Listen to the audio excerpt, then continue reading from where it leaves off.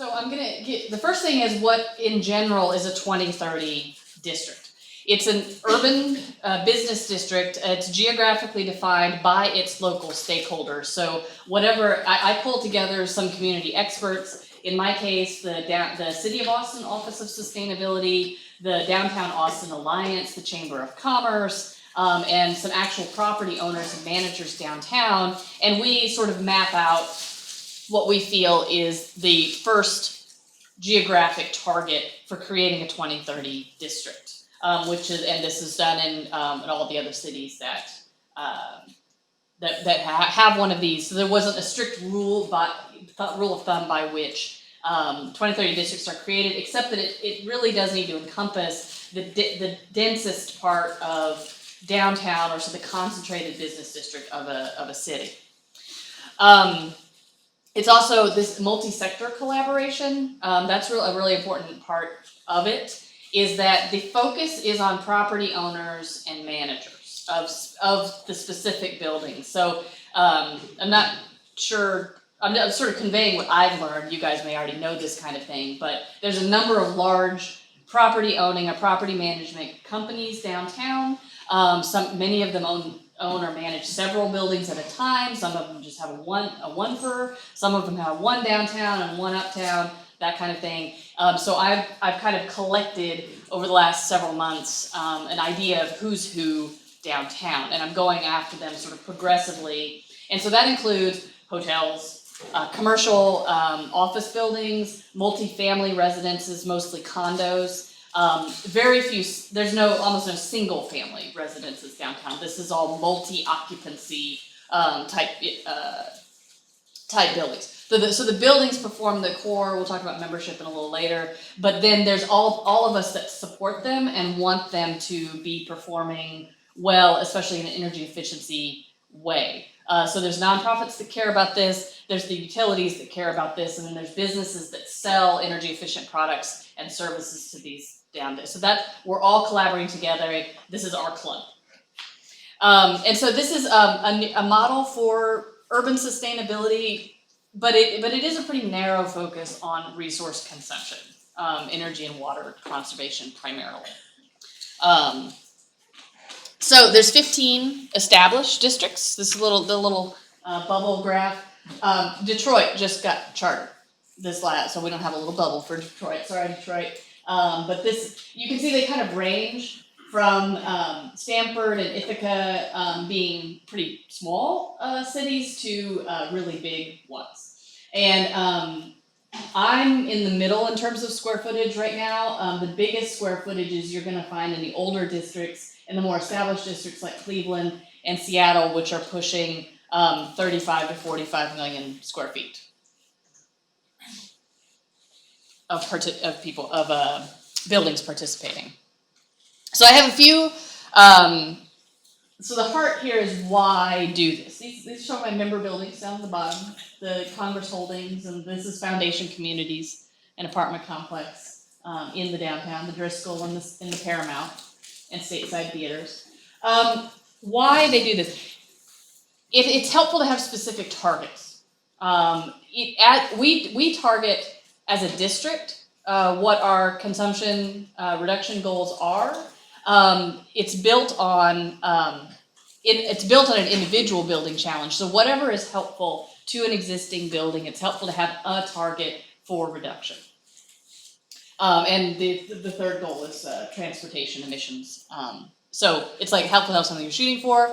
And the huge reason, the business case, is that buildings lower their net operating costs by pursuing efficiency. And that's really what has been the convincing argument. Here in Austin, everybody's all about the environmental mission, but they also obviously care about the business case. And most of them are pursuing efficiency because of that anyway. And I thought, right when I started, I found articles on this study by Bental Kennedy that actually tried to put a number on the average savings and value of doing efficiency and sustainability upgrades to buildings. And so they actually found a measurable payback or a measurable financial justification for doing these things. And I would add that these are averages. And you can actually think pretty easily of the top end outliers, the buildings that have gone hyper efficient and or are seeing a lot of positive publicity for their buildings thanks to having done it. The Dell Children's Hospital in Austin is one that is continuing to receive tons of accolades for having built to a very high efficiency standard as well as other green standards. So anyway, I thought that was pretty interesting. That's pretty easy to Google if you wanted to read what their actual long form findings were. And I think it's also that tenants, and I think we found this here at UT when we were working on this stuff, people want to know that your firm or your building is going in the right direction. So your tenants find value for being in a green or sustainable building, and they turn over less. I think this is interesting. I found this.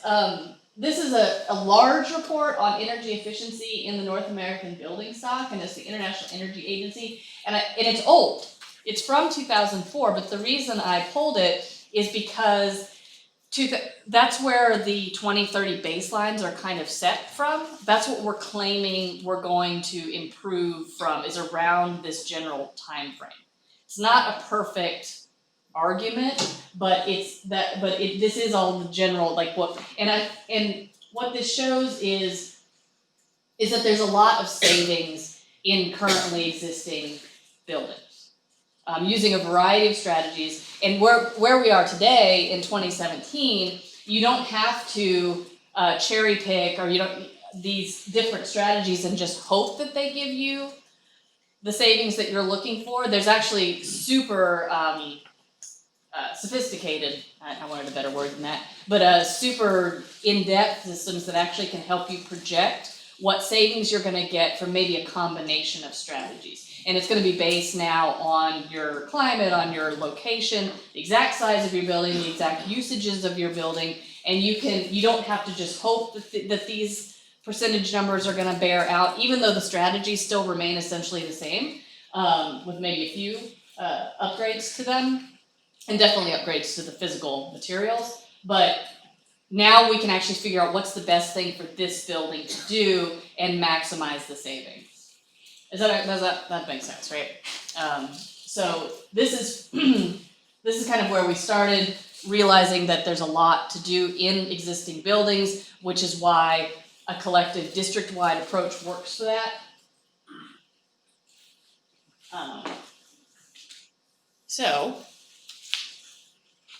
Third why. The other why is kind of social. Why we're doing these districts. The buildings, all building owners, property managers, develop. It's good that they receive recognition for their efforts. A lot of focus does go to fancy new construction and buildings that are performing at this really high rate and they're getting a lot of news. Existing buildings deserve recognition for making themselves higher performing and more efficient, because there's a lot they can do. There's actually a lot of energy savings out there in existing buildings. The other benefit for property managers, it's kind of a social benefit, is that they can show that they're being proactive in response to compliance measures or target setting. City of Austin, they can say here's a place where we're standing. We are taking action on these important targets. The Austin ECAD is a compliance law through Austin Energy, where large commercial buildings must report their energy rating annually, and they've got methods for doing that. But as with any compliance measure, it can sometimes rub building managers the wrong way, like, oh, why do I have to do this? So by contrast, being part of something like the Austin 2030 district and looking at energy efficiency a few times a year is a more positive, proactive way to say, yes, we are trying to improve, yay us, than sort of responding to a please report on this. And then the city climate plan puts forward that the city will have net zero emissions by 2050. Doesn't give a lot of strategies necessarily for doing that, although they're working on it, as they go. But this is a way for, again, for property managers and building owners to say, well, we're going to contribute because we have this group. So the goals.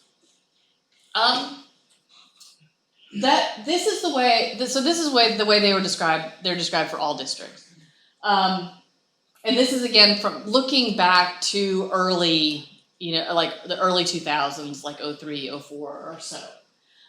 The idea is that for existing buildings and infrastructure, you'd reach a 50% reduction against wherever you were by 2030. And then new buildings and infrastructure kind of come in at existing savings, and they want them to reach carbon neutrality by 2030. So the caveat is that only for us as a network of districts, and for me specifically here in Austin, the only methodology I actually have right now is for energy. I can use a tool called Portfolio Manager that's created by the EPA, Energy Star, that has millions and millions of square footage worth of building information in it. You plug any individual building here in Austin into Portfolio Manager, and it will give you this comparison of how it is doing against a 2003 baseline. And it gets an Energy Star score. And the Energy Star score is based on that sort of baseline performance. And it customizes it by climate, by location, and type of building and size. And its sources of energy, whether it uses electricity and gas or just electricity. So that's pretty straightforward, because we're getting an overall like check mark on how this building is doing, and then aggregating it into the district. What we're needing is a methodology on how to get a baseline for water. And we're actually working on that locally, because it doesn't look like it. That wasn't part of the data collection in the surveys that were used to create the Portfolio Manager baseline. So it's looking like districts are going to have to establish their own city baselines in order to talk about performance in water. Fortunately, here in Austin, we really care about that. So at some point we will have a city baseline. It probably won't be 03, 04 timeframe. It's probably going to be a more current timeframe. And so we may end up having to adjust our goal accordingly as to where we're going to end up in 2030. And then for transportation, again, looking for a methodology, there's some districts, Seattle and Toronto, that are doing some really good work on establishing baselines and then how to measure transportation emissions. And we're going to kind of follow in their footsteps. But since Austin is relatively new, I have the luxury of focusing on energy for now, and also recruiting membership, and then worrying about these other goals when my district is more established. Luke's due. I can't. So this is just some backing up stuff on tracking and measurement. Part of the 2030 district strategy is that the goals are aggregate for the district. We're all marching towards this together. So each individual building, what we want them to do is understand their performance and their data. We want to get them excited about it. Get nerdy, yay! Do your data. But I'm not going to tell them that they are the favorite child, or that they're doing awesome, or that they're doing terrible. It's actually we're doing this as a collective strategy. In Portfolio Manager, as I said, we're working with the national network for our methodologies. So that's the main message, is we want this to be a group effort and everybody help each other. Okay, so now we get more interesting. So what are we doing here in Texas? We have a Dallas, San Antonio, and Austin 2030 district. Dallas is the oldest. It was May 2015, so it's not very old. Selena is my counterpart in Dallas, and she is up to 26 million square feet, 46 buildings, and I'll tell you what community and professional members mean in a second. San Antonio is smaller, but has more buildings, which, if you know San Antonio at all, is characteristic of San Antonio. It has a lot of small buildings, a lot of small buildings. We have a hybrid kind of thing going on, and we keep putting in bigger and bigger buildings. I have a few. My main contributor to that number is the state of Texas. Because we have a good relationship with the Texas Facilities Commission, and so they just dropped it all in, and it's 7.5 million square feet of office buildings, public space, the Capitol building, etc. That is kind of within my district map. So this is the boundary. Very interesting. Martin Luther King, Guadalupe drops down to 9th, goes across to Lamar, and comes across. And I worked with the City of Austin map maker to do this, and it was kind of fun because we ended up just sort of pushing it down to Bolden Creek instead of an actual street, just so we could get these development districts. That's the Statesman right there, and all of this stuff is going to get filled in a lot in the next 3 to 5 to 10 years. It's going to become much more developed, and we want to include that as it gets bigger. And technicality, buildings on both sides of these streets are eligible for participation if you're talking about 9th or Guadalupe or Lamar over there. So membership specifically, we're focused on that, inside this outline, but there's a lot of stuff going on in Austin where you can be involved even if you don't physically own or manage a building inside that property. Building owners are the core of the district, and their commitment is to commit to tracking and measuring their energy performance. That's what they have to do. They don't have to pay anything. They can just come and take advantage of what the district has to offer. Then you get to professionals and community. Professionals are the ones that sell stuff to buildings for whatever it is, whether it's engineering and architectural services, it could be chillers, it could be other types of equipment, and also technical consulting, like the people I was talking about that actually help them project what their energy use is going to be. And I only have like 8 professional members right now, but they're a little sampling of everything. I have a couple of architectural engineering firms. I have some lighting people that sell lights to buildings, and I have the consultants, the people that help project energy uses and stuff like that.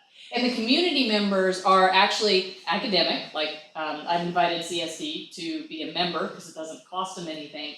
They're the ones that can provide a signal boost to the district and partner in other ways. We might co-promote each other's events. We are put on an event together, or just say, hey, we both value energy efficiency, or we both value efficiency in the environment, so we're going to be allies. So that's being a community member. And utility companies are also community members of districts. They don't, because they support, obviously, the mission. And sponsors are where you can put, somebody's big fancy name at the top and say, thank you for your contribution. You're a golden circle sponsor kind of thing. But the funding of a district, since I'm a nonprofit, comes from things like foundations and also some annual membership fees from the professionals. I was going to talk about SPEAR real quick. The South Central Partnership for Energy Efficiency as a resource, because they support all 3 of the districts. I wanted to get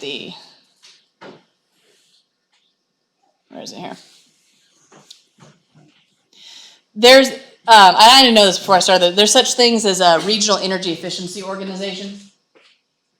And what they do is they pull together all the stakeholders in energy efficiency in a region together into a membership organization, so that they can tackle regional strategies for energy efficiency. And this would include working on policy. Oh, we get a little slideshow. That's cool. We're working on policy, like very much so right now with the Texas legislature. I'm under high performance buildings, and then they also work with codes as things local government get cities together, municipalities working on energy efficiency, and it's I wouldn't claim to understand every nuance of it yet, but it is really important. Like if you're gonna move ahead on energy efficiency, it can't just be everybody changing their light bulbs. It has to be a policy focus. It has to be everybody complying with codes, and a lot of progress is being made. So the Spear provides a nonprofit home for the 3 Texas districts, which means that we can claim 501c3 status. We don't have to manage all of our own affairs. We have kind of the support of that. And all we do is go out and recruit and help our members. Okay, collaboration. This is, sorry if it's a little bit hard to read. I wanted to show you who's a member so far of interest. So I've got condominiums, hotels, public buildings, three buildings under the General Services Administration, which are federal, and some commercial, and then the professional and community members. The professional ones start at number 13 with PACE equity. So where are we going? Right now, again, that we're a new district, this is what I'm hoping for the future. Is that first we've just got to get we've got to get a significant number involved. Because otherwise, measuring against, even if we just measure against the energy goal, if we don't have very much square footage involved in the district, the actual measurement is kind of meaningless. Because we'll measure it 1 year and say, yay, we improved 10%, and then we'll add 10 more buildings and maybe we only improved 7%. And nobody likes to hear that. So the idea is we're going to focus on recruitment and participation and talk about successes in those measures, and then get a certain number of square footage on board, and then you can start talking about how you're performing. And in the meantime, you help the individual buildings make whatever improvements they want to make. So eventually we want to provide concrete, solid evaluation of actual performance, which means that we want to get to that conclusion on the water baseline so that we can talk about how we're going to measure improvement in water. Again, it's something people in Texas really care about, so we would like to have a solid answer for how we're going to do that. We're also going to cooperate and encourage and support mobility efforts here in Austin, because that is all presumably going to help reduce transportation emissions. We don't feel like it's something that the 2030 district necessarily needs to tackle on its own, because it is such a huge issue here in Austin that what we really need to do is applaud and track these efforts on mobility, parking, traffic control, that kind of stuff. Establish a pathway to success for members. So whatever members need, if they need to know how to use Portfolio Manager, we'll start there. If they're actually already fine and they want to really squeeze out that last 20% of savings that they can possibly get, then we're going to help them do that too. And then in the meantime, calling recognition to this effort to say, hey, the existing buildings in Austin are doing this too, and they're doing a great job. Measurable goal setting, incorporating current technology. We want to set reasonable goals and meet them, and just keep engaging with local stakeholders on directing more resources to energy efficiency. That's what I am. So ask me anything. Is that totally confusing? I don't know what you guys would want to know. So what gives you the biggest bang for the buck in terms of the things you're trying to get them to do right now in terms of energy? Like of all the things they're doing right now, which one seems to give you the best return on? Well, first you have to know what your building is doing. So getting them using something like Portfolio Manager, getting them tracking monthly and more than monthly if we can, and then it's building controls. So once you understand what your building is doing, then you tweak the HVAC. You tweak the controls of the building, and when it's not occupied, don't blow cold air in there or blow whatever, that kind of stuff. Don't turn on all the lights. And so.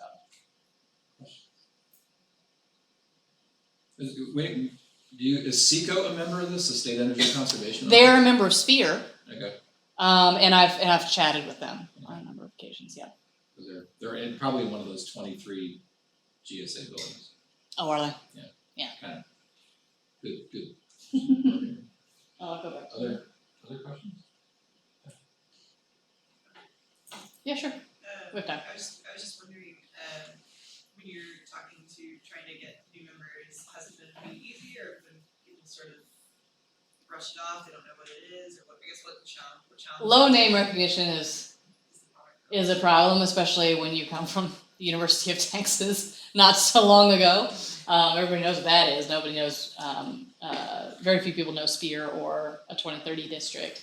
That's a barrier. And then they automatically think that you're selling something because most people are, right? And I'm not selling a product. And then when they finally kind of understand what I'm saying, it's actually a really easy ask. And so they're like, why are you even asking that? So, because all I'm wanting them to do is right now is just say, yes, I'm a part of this. And then, have me help them share their, data so that eventually I can, report on it. But right now it's really just say you're a part of this, be looped in. But yeah, so it's the low name recognition and everybody's just busy. But some people, once they get it, there's a few that are really into it. So. So you provide the technical assistance for getting the building set up with the EPA software. If they need it, I link them to it. So I don't personally do that. They have to, whoever's at each building has to do that work. That's right. What they need to do. Right. Because it would be assuming this is successful, it would be very difficult for me to have that as part of my job. Because right now I can handle it, but if I know how to do it. Right now I can handle it, but as the district gets bigger, I want to stay focused on the bigger picture, not just the technical aspects of signing up. And there's a lot of assistance out there actually. Okay. And you said the biggest bang for your buck is just behavioral changes and having buildings shut off their air conditioning. Yeah, like actually tweaking the controls of the building. Okay. Are any of these green buildings or? Oh yeah. That's in here.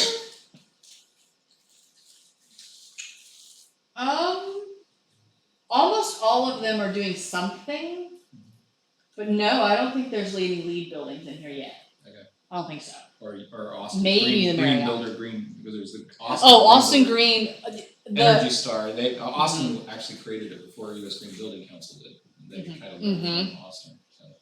Building new construction. So the newer construction, like maybe even back to the Austonian and definitely the JW Marriott and those are the newest buildings that are on there. But they're going to have an Austin Green Building rating. Mm-hmm. They may not be outstanding, but they'll have one. Yeah, and I'm actually working with the Green Building people on how to incorporate 2030 into what to do. It's just like your percentage change objective will be more difficult, obviously, in some ways to get a percentage. If you're already a high performing building. Yes, exactly. Kind of hard to get it under 20% out of something that's already pushed the envelope. Oh, did you? Yeah, since, you probably don't since you're new, but do any of the other 2030 districts try to encourage kind of not just within one building, but interbuilding kind of collaboration on terms of infrastructure, like combined heating and power or cooling plants?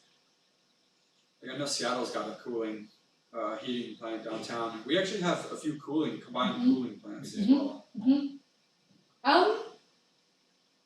I'm sure that they do. I don't think I can point to examples, but actually, Seattle has a lot of information up about their 2030 district they've had. There's two combined. There's two Cooling. district cooling in the downtown, and there's a CHP, and that's up at the domain. I think is the combined heating cooling. Yeah, I think one of the things that we can do is help the building managers understand, what the district cooling system is doing for them, and then motivate them in that way. There's been a lot of talk about who's able to sign on to the purple pipe, the reclaimed water as well. Yeah. So understanding that actually they are part of a collective that is using these things is helpful. It's motivating. I was just wondering if you're seeing differences between the types of buildings in terms of, you know, some, like the Austonian is a building that has lots of individual owners in it who have their own metered use of things. So does that, the building manager care as much about, you know, what benefit do they see, because they're just thinking about the common spaces probably, versus somebody else who's responsible for the energy use for the entire, Yeah. building as the main tenant. The condos that have signed on, and the apartment buildings, do have one meter that they can actually see. The Austonian, for example, pays the whole bill. And then they don't, and then I think they recalculate a certain percentage back to the, you know, majority percentage back to the owners. But they still, so they care very much. It is something that we're going to dig into with that subgroup specifically, is how to engage. But I think it comes along with all tenant considerations, you know, how to engage your tenants around the fact that they're part of the 2030 district. But yeah, they end up, but they only have control over the spaces, but in the Austonian case, they want to understand though, at least what's happening. It's still helpful to them to look at the fluctuations, so that if they ever go to their tenants with anything, they would have it armed with data, you know. And I mean, to me, it's kind of shocking that they wouldn't already be tracking this stuff, but they I know. don't. You would think, but they sometimes have to think about where to place that within their own organization, like who's going to be responsible for it, and then they just need a little bit of, you know, technical guidance on first understanding fully that such a tool exists, and how they can fit their building into it. Multifamily buildings, I don't think fit quite as well in the portfolio manager as it currently exists, as commercial buildings do.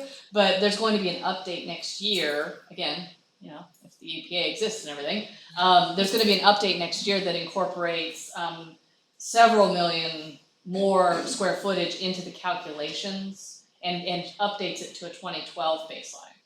And I think it's going to incorporate more types of buildings better, and give more data to all the types of buildings that are currently in Portfolio Manager. So yeah, they kind of need just a little bit, there's a lot of them that need just a little bit of assistance in understanding that this tool exists and that how to move what you currently know about your building into this free tool. So you had the same question? Oh. Okay. What happens when 2030 rolls Well, around? well, presumably we would keep pushing it out, you know, go to 2050.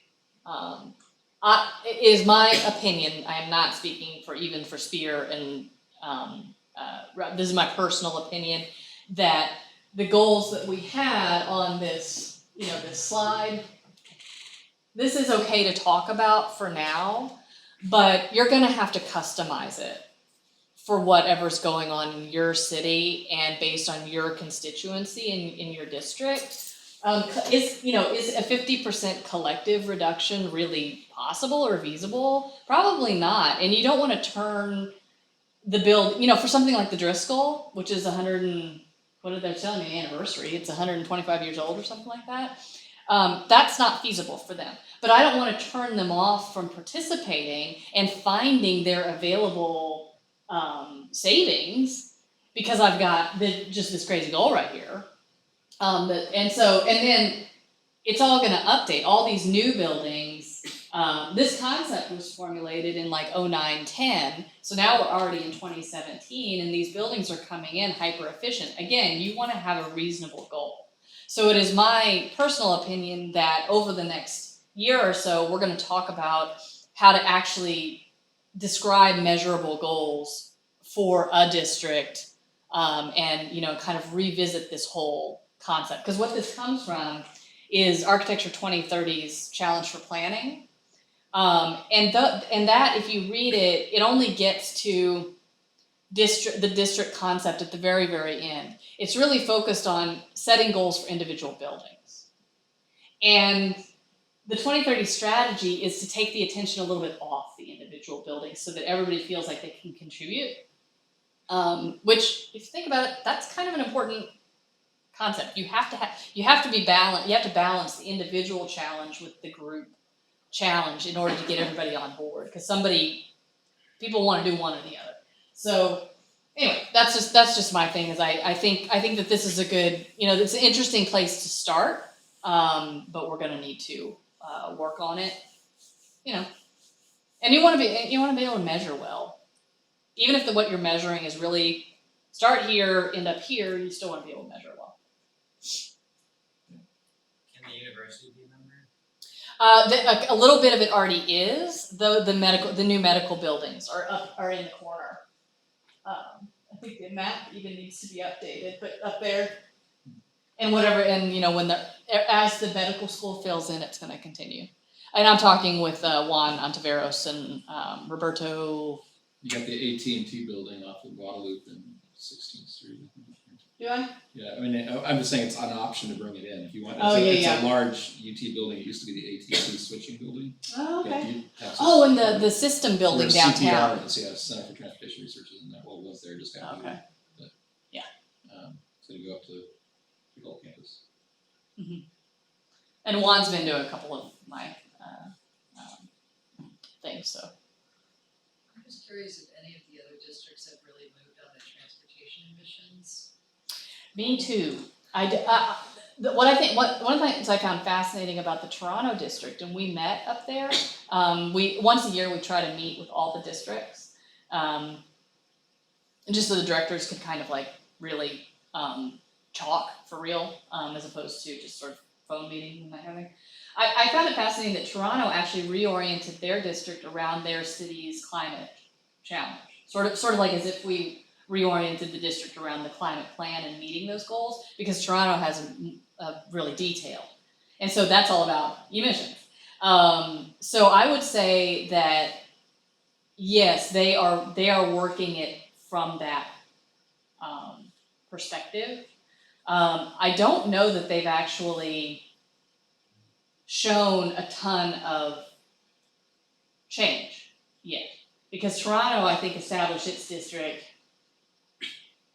maybe 2013 or so. So anyway, so they were working on recruitment again, measuring everything like that. Transportation emissions specifically, that's tough. I don't know why they did that. I don't There's know a why lot they of did travel that. demand management that can be done from an employment perspective.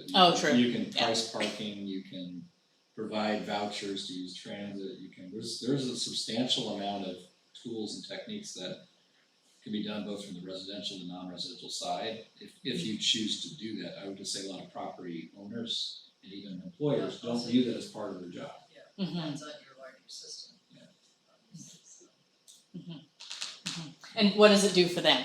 Right. Really, it's important. But that's why it's interesting to look at. Healthy employees, Yeah. they're not sick so much, they're riding bikes to Well, work. if they don't have to provide parking. You know, they Yeah. can use that land for something else. Parking is a big deal. Yeah. Right. Regarding the individual members versus the districts, which is gonna be more the focus of the water baseline numbers that you guys are working on? Okay, so the way that we want to do the water baseline, in an ideal world, what we would want to do is adjust the water consumption per the type of building, just like the energy does. Like if you are a commercial office building, you typically consumed this much in this baseline year, and now how is it doing? That's an ideal. What it's looking like, the best we're going to be able to do is actually just get pure consumption numbers, and figure out how that consumption number should be consistently calculated, because calculating it per square foot doesn't make a lot of sense. The energy is calculated per square footage. We shouldn't really do that per water, because with water, the tenants matter and what type of tenants they are and the typical occupancy. So I think the best, again, this is sort of what I'm gathering from the process.